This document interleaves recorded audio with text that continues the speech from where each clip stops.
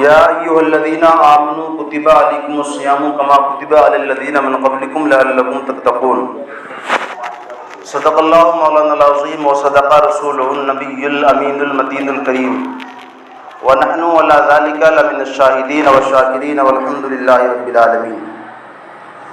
تمامی حضرات پیارے آقا حضور احمد مجتبیٰ محمد مصطفیٰ روح فدا صلی اللہ علیہ وآلہ وسلم کی بارگاہ میں درود پاک پڑھ لیجئے گا۔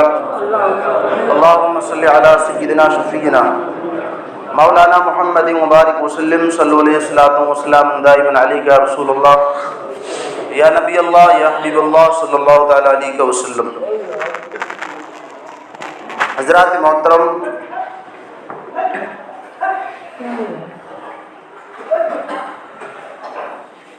جو آیت کریمہ پڑھی اس میں اللہ تبارک و تعالیٰ فرماتا ہے، اے ایمان والو، تم پر روزے فرض کیے گئے جیسے اگلوں پر فرض کیے گئے تھے تاکہ تمہیں پرہیزگاری ملے، یعنی تم پرہیزگار ہو جاؤ۔ برادران اسلام،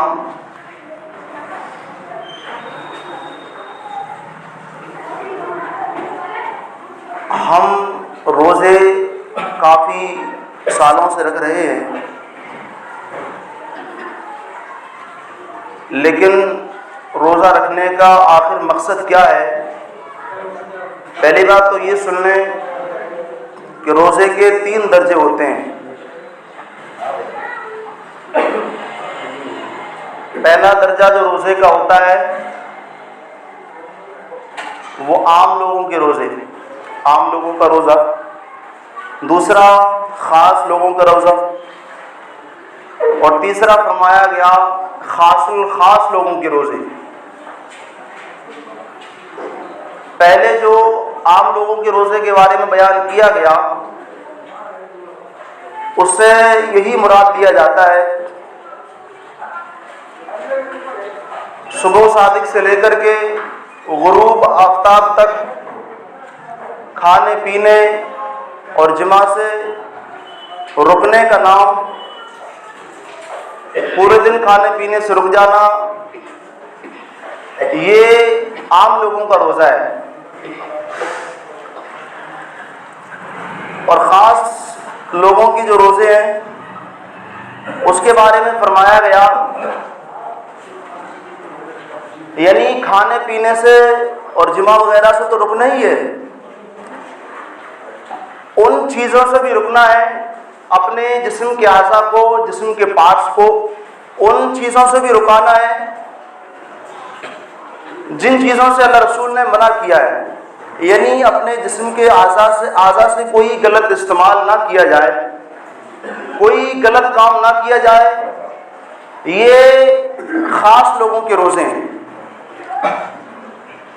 اور خاص الخاص لوگوں کے روزے، اس کے بارے میں فرمایا کہ دنیاوی تمام فالتو چیزوں کو چھوڑ کر کے اور بے فائدہ چیزوں کو چھوڑ کر کے صرف اور صرف اللہ کی طرف دھیان لگا کر کے اور تمام دنیاوی امور چھوڑ کر کے صرف اور صرف اللہ کی رضا کے لیے روزہ رکھنا، یہ خاص الخاص لوگوں کے روزے ہیں۔ 3 درجے روزے کے ہیں۔ اب ہم یہ غور کریں کہ آخر ہم کون سے درجے میں ہیں؟ عام لوگوں کے روزے میں ہیں کہ صرف کھانے پینے سے رکتے ہیں پورے دن، باقی زبان سے گالی بھی پورے دن چلتی ہیں، آنکھ سے بدنگاہی بھی ہوتی ہے، آنکھ سے ماشاء اللہ اللہ اکبر پاپ کی نظر سے، گناہ کی نظر سے گندگی کو دیکھتے ہیں، یا کسی عورت کی طرف کو بدنگاہی بھی کرتے ہیں، اللہ اکبر دل میں کسی کے لیے کینہ بھی رکھتے ہیں، کسی کے لیے دشمنی بھی رکھتے ہیں، کسی کے لیے بغض و حسد بھی رکھتے ہیں، کسی کے لیے جلن بھی رکھتے ہیں۔ ان ہاتھوں سے ہم اللہ اکبر سوچنے والی بات ہے کسی کو تکلیف دیتے ہیں، کسی کو اشارے سے دھمکاتے ہیں۔ ان پیروں کے ذریعے سے کیا روزے کی حالت میں ہم ناجائز جگہ، غلط جگہ، سنیما ہال کی طرح ادھر اللہ اکبر غلط جگہوں پر کیا ہم ان قدموں کو بڑھاتے ہیں؟ یہ ہمیں اپنے بارے میں خود غور کرنا چاہیے۔ اگر ہم خود غور کریں کہ آخر کیا ہم صرف کھانے پینے سے رک رہے ہیں یا تمام ان گناہوں سے بھی رک رہے ہیں جو ہم سے چھوٹا موٹا جھوٹ ہم بول دیتے تھے، زبان سے نکل جاتا تھا روزے سے پہلے، رمضان کے مہینے سے پہلے، کہ وہ رمضان کے مہینے میں بھی اب سودا گری پر، سودا خریدنے پر، سودا بیچنے پر جھوٹ بول رہے ہیں؟ کیا وہ اب بھی کسی کے بارے میں بغض و کینہ اور حسد رکھ رہے ہیں؟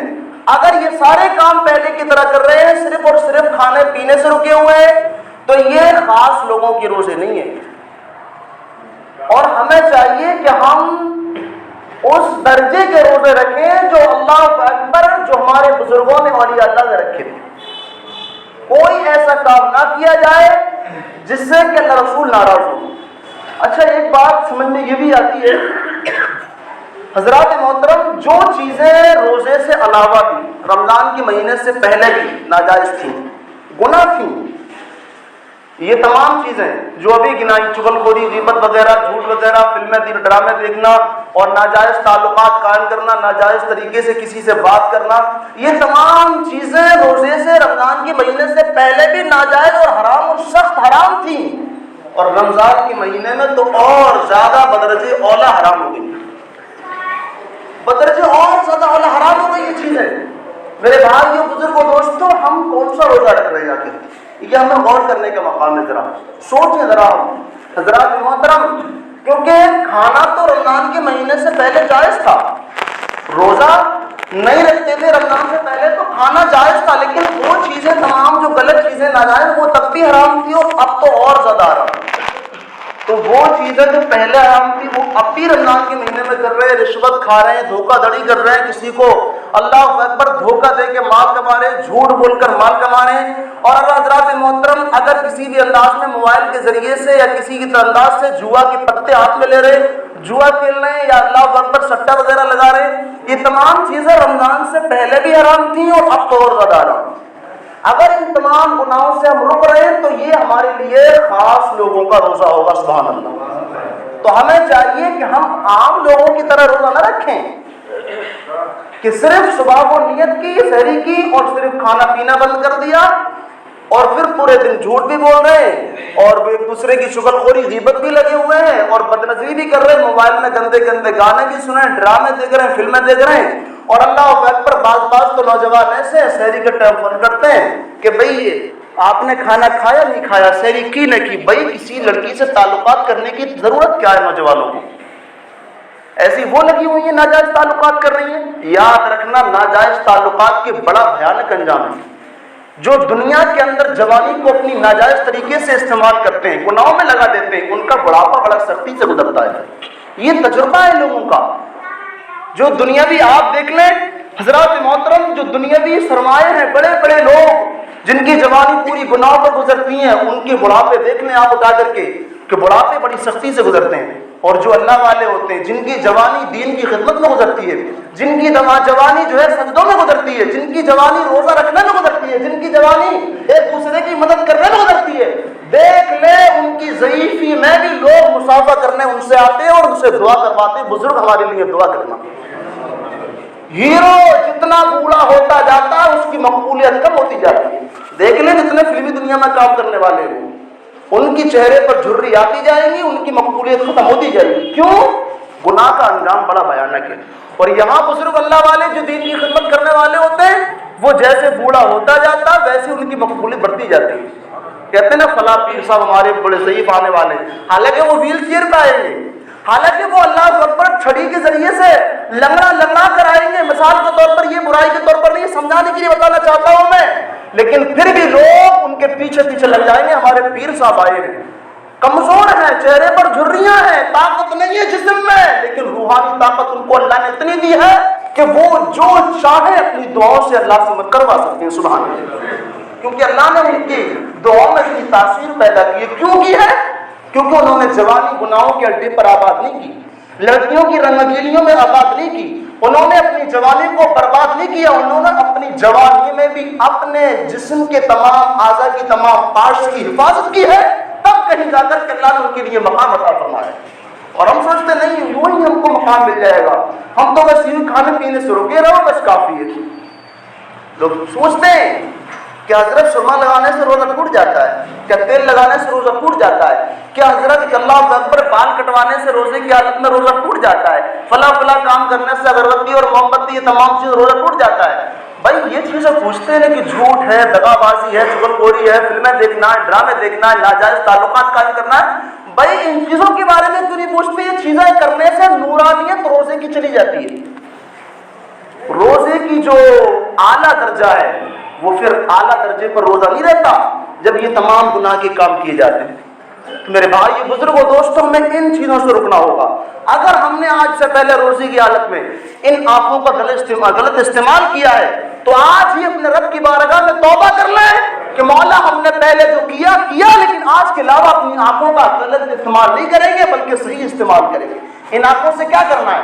ان آنکھوں سے قرآن پاک کی زیارت کریں گے، ان آنکھوں سے کسی اللہ والے کی زیارت کریں گے، ان آنکھوں سے کسی مزار اولیاء کی زیارت کریں گے، ان آنکھوں سے مسجدوں کی مدرسوں کی زیارت کریں گے، ان آنکھوں سے اپنے ماں باپ کی، بوڑھے ماں باپ کی چہرے کی جھریوں کو دیکھ کر کے اللہ اکبر مسکرائیں گے، سبحان اللہ۔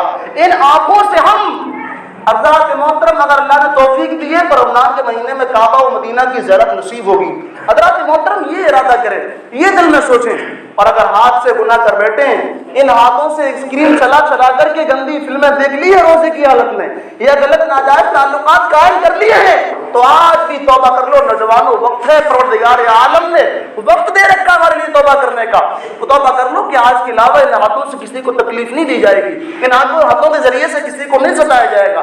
جب بھی ہمارا ہاتھ اٹھائے گا تو انشاءاللہ تعالیٰ کسی غریب کی مدد کے لیے اٹھے گا، کسی کو سہارا دینے کے لیے اٹھے گا، کسی کو اللہ اکبر راستہ پار کرنے کے لیے اٹھے گا۔ یہ قدم ہمارے اٹھیں گے تو گناہوں کے دلدل کی طرف نہیں بلکہ تیرے فرمان پر عمل کرنے کی طرف اٹھیں گے۔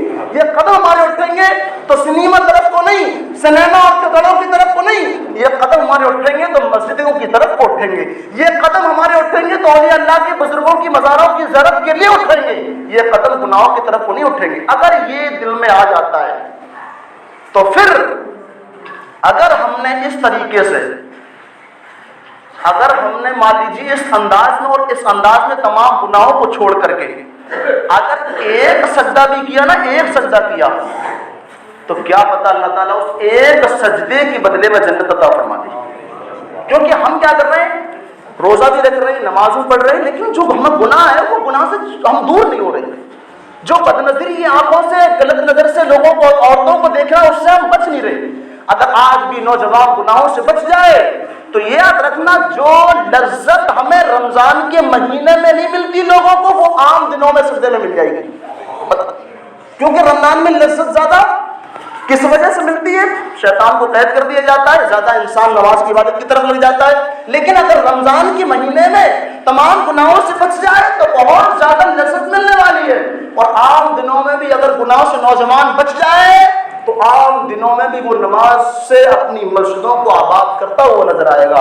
میرے بھائیو، جب تک ہمارے دل کے اندر پاپ رہے گا، گناہ رہے گا، بد نظری رہے گی اور جلن، حسد، کپٹ، تمام جھوٹ، دغا بازی، چوری ڈکیتی یہ رہے گی، سٹے بازی، جوا بازی، شراب نوشی رہے گی، لوگوں کے اندر عبادت کا مزہ نہیں مل سکتا۔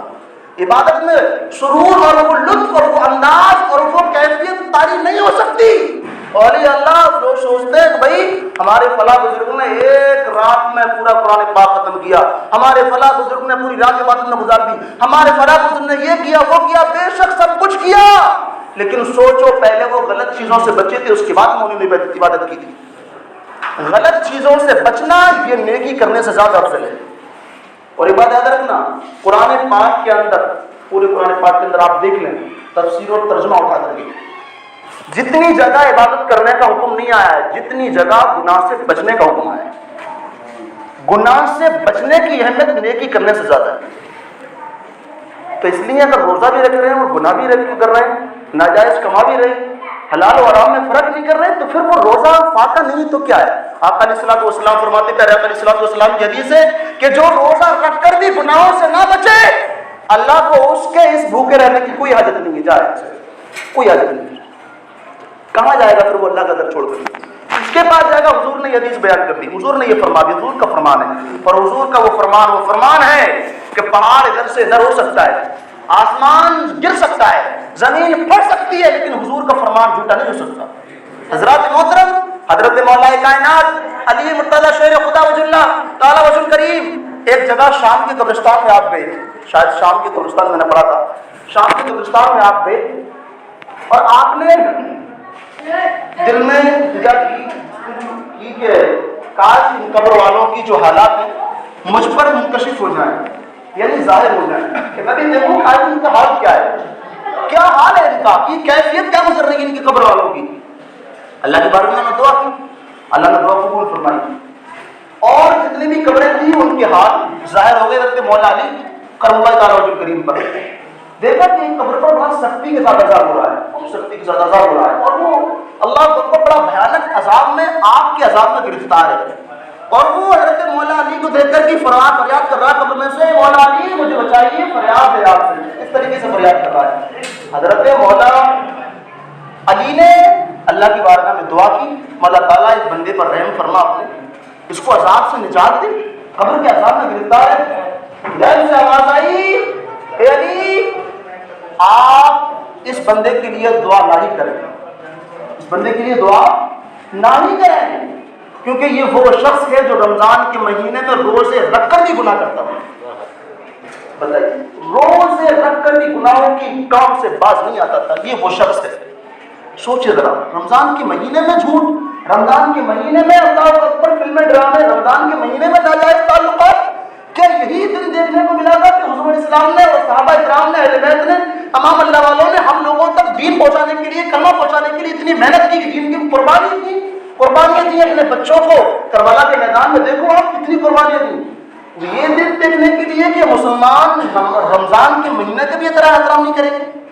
سوچو ذرا حضور صلی اللہ علیہ وسلم کی دل پر کیا گزرتی ہوگی، کیا گزرتی ہوگی، جنہوں نے اللہ اکبر 3 دن بھوکا پیاسا رہ کر کے اپنے بچوں کو قربان کر دیا، اور ہم رمضان کے مہینے کے گناہ سے نہیں بچ سکتے۔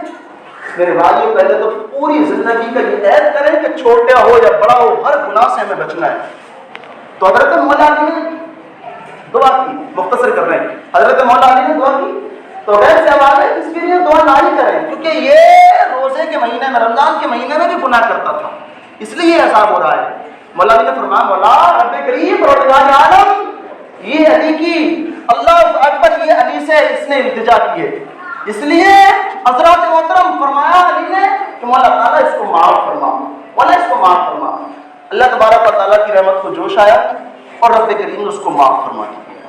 سوچیں ذرا، بہرحال اس سے پتہ چلتا ہے کہ بزرگوں کی دعائیں بھی حق ہیں اور ان کی دعاؤں سے قبر کا عذاب بھی ٹلتا ہے، لیکن اس سے یہ بھی پتہ چلتا ہے کہ حضرات محترم کہ اللہ تبارک و تعالیٰ چاہے تو کسی بھی بزرگ کے لیے، کسی بھی انسان کے لیے قبر کے حالات بتا سکتا ہے، وہ دکھا سکتا ہے کہ کفلا قبر میں کیا ہو رہا ہے، اور اس سے یہ پتہ چلتا ہے کہ قبر میں عذاب اس وجہ سے بھی ہوتا ہے رمضان کے مہینے میں گناہ کرنے سے۔ اس لیے خاص لوگوں کے روزے رکھنے کی کوشش کرنا، خاص روزوں کے رکھنے کی تو بہت مشکل ہے، لیکن کم سے کم خاص لوگوں کے روزے تو رکھ سکتے ہیں۔ خاص لوگوں کے روزے بتایا آپ کے لیے، پہلے کیا بتایا، یعنی کھانے پینے اور جماع کے ساتھ ساتھ تمام جھوٹ، دغا بازی، چغلخوری، غیبت، ان تمام چیزوں سے رک جانا ہے، یہ ہے خاص لوگوں کے روزے۔ تو اللہ تعالیٰ ہم تمام کو بہترین انداز میں تمام گناہوں کو چھوڑ کر کے روزے رکھنے کی توفیق عطا فرما، ورنہ ہمارے گناہوں کو خدا کو معاف فرما، نبی علیہ الصلوۃ والسلام کو سنتے ہوئے ہمارے دعاؤں کو قبول و مقبول فرما۔ السلام علیکم۔